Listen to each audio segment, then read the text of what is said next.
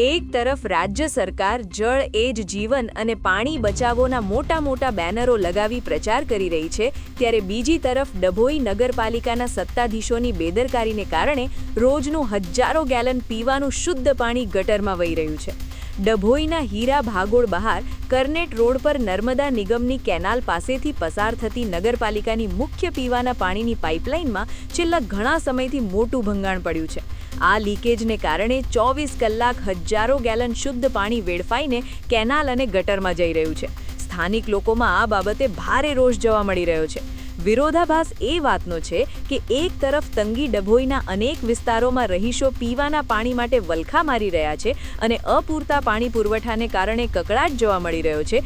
મુખ્ય લાઇનમાં ભંગાણ હોવા છતાં પાલિકા તંત્ર જાણે ઘોર નિદ્રામાં હોય તેમ કોઈ જ કામગીરી કરવામાં આવતી નથી. તંત્રની ઉદાસીનતા સામે સવાલ. સ્થાનિકોનો આક્ષેપ છે કે આ લાઇન ઘણા સમયથી લીકેજ છે અને તંત્રને જાણ હોવા છતાં તેનું રિપેરિંગ કામ હાથ ધરવામાં આવતું નથી. આ માત્ર પાણીનો વેડફાટ નથી, પણ જનતાના ટેક્સના પૈસાનો પણ ધુમાડો છે. જો વહેલી તકે આ પાઇપલાઇનનું ચોક્કસ રિપેરિંગ કરવામાં નહીં આવે તો ઉનાળાની શરૂઆતમાં જ શહેરમાં પાણીની વિકટ સમસ્યા સર્જાઈ શકે છે. હીરા ભાગોળ બહાર કરનેટ રોડ નર્મદા કેનાર પાસે પીવાની પાઇપલાઇનમાં ભંગાણ, હજારો ગેલન શુદ્ધ પાણીનો વ્યય. સત્તાધીશો જાગે અને તાત્કાલિક ધોરણે મજબૂત રિપેરિંગ કામગીરી કરે તેવી માંગ ઉઠવા પામી છે.